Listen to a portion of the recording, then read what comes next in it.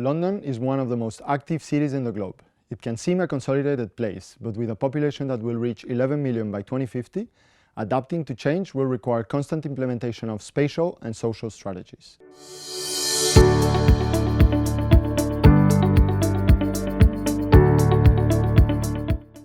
The city is currently living a highly transformative moment.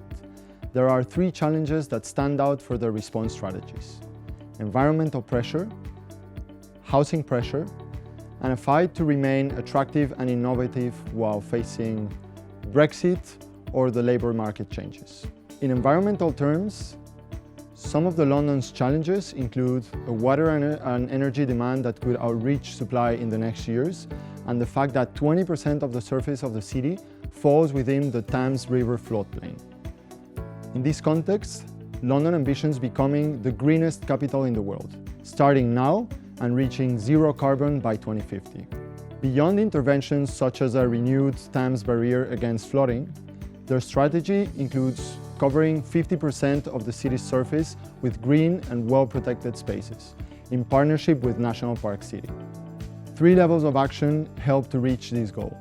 In consolidated areas without space for parks, empowering green building infrastructure such as green roofs, green walls, and water recovery.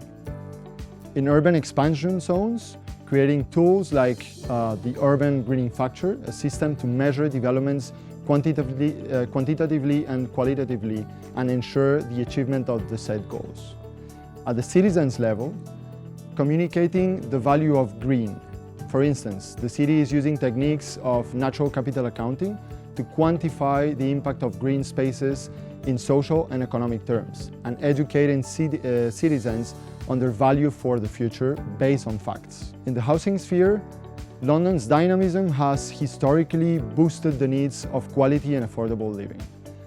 The city has now set a strategy to double the pace of construction to reach 66,000 units per year, 50% of which are affordable. This challenge is enhanced by the skills gap in the construction industry that needs more than 13,000 additional qualified workers per year. 5 actions stand out as part of their response strategy. First, investing on prefab and rapid construction. Second, identifying more land and making it available to builders. Third, the creation of the London Construction Academy to train industry workers. Fourth, supporting the entry of small and medium enterprise builders to complement the big companies. And fifth, empowering the build-to-rent approach. In terms of the labour market, London has been an attractive economy in the recent decades, with its consequent migration flows. For instance, 12% of the workers currently come from the European Union. The city leads innovation with more than 200,000 companies registered in 2018. In this context, Brexit and the mentioned lack of professional training are two major challenges. 60% of its startups, as an example, identify talent as their biggest problem. And sectors as construction also lack intermediary skilled workers, as we mentioned before. The city is working to close this skills gap by supporting citizens and implementing initiatives to overcome the political barriers. 5 actions stand out as well in this domain. The creation of the Center for Clean Tech Innovation, which attracts talent and is very aligned with the city strategy mentioned before. The Majors Entrepreneur Program, focused on the circular economy, creative industries and tech, which are 3 of the main attractors of the city.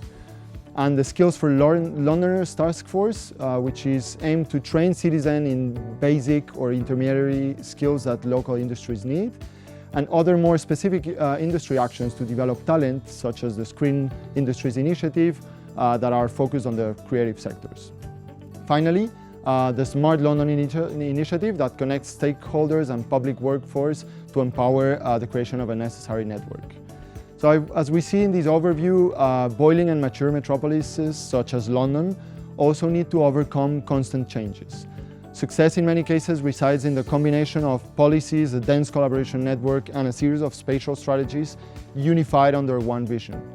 London progress through these actions has granted the city a spot in the 100 Resilient Cities initiative since 2014, so it is really an example.